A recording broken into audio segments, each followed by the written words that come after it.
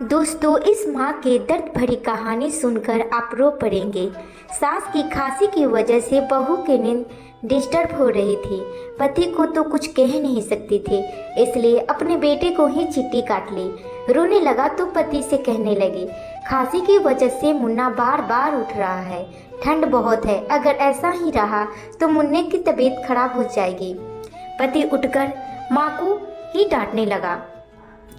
को डांटने लगा, लेकिन माँ की खांसी कहाँ रुकने वाली थी। उसे तो टीबी था।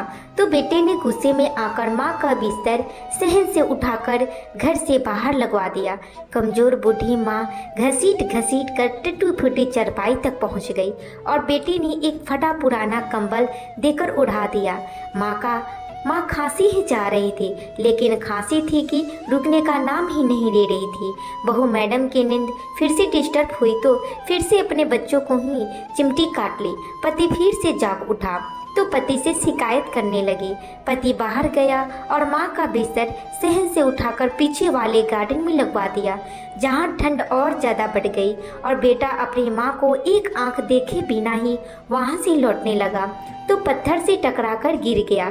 बेटे को गिरता देख माँ चिंतित होते हुए बोली, बेटा तुझे चोट तो नहीं लगी? लेकिन बेटा ने माँ का कोई जवाब नहीं दिया और वहाँ से निकल आया। ठंड के कारण माँ की खांसी और बढ़ गई। कभी उल्टी होती तो कभी सांस रुक जाती और पता नहीं खांसते खांसते कब वो बेचारी हमेशा के लिए खामोश हो गई। ठंड के कारण बूढ़ी माँ का शरीर पूरी तरह से अकड़ चुका था। सुबह उठकर बहू ने नाश्ता कर लिया, पति और बच्चों को भी नाश्ता करवा दिया। उसके बाद बाहर जाकर देखा तो बूढ़ी माँ इस दुनिया को छोड़कर चली गई थी, लेकिन बहू और बेटे के चेहरे पर कोई उदासी का भाव ही नहीं था, बल्कि वो दोनों खुश थे कि बूढ़ी माँ की खांसी से छुटकारा मिल गया। समय बीतता गया, उनका बेटा भी जवान हुआ। पति तो अपने बेटे की जवानी में ही मर गई, लेकिन पति बचा था जो अब बूढ़ा हो गया था और जब वो भी खांसता तो उसकी चरपाई भी वही होती जहाँ उसकी माँ की चरपाई लगाई जाती थी। लेकिन वो मर्द था तो उसे सहनशीलता ज़्यादा थी। एक बार अपने पोते को गोद में लेकर प्यार कर रहा था। रात को बच्चा बीमार हो गया तो बहुत सारा इल्ज़ाम ससुर पर लगवा दिया और कहा कि हमसे बदला लेने के लिए हमारे बच्चे को अपने पास बाहर ठंड में सुला लिया। मैंने मांगा तो मुझे गालियाँ देने लगा और कहा कि तुम मेरे पोते को मुझसे दूर कर रही हो और अब देखो हमारा बच्चा बीमार हो गया ना।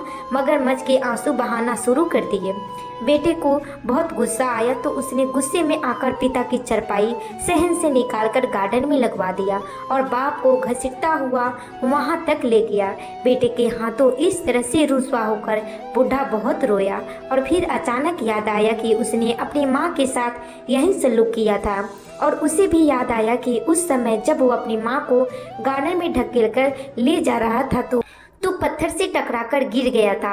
उसकी माँ ने उससे कहा था, बेटा तुझे कहीं चोट तो नहीं लगी?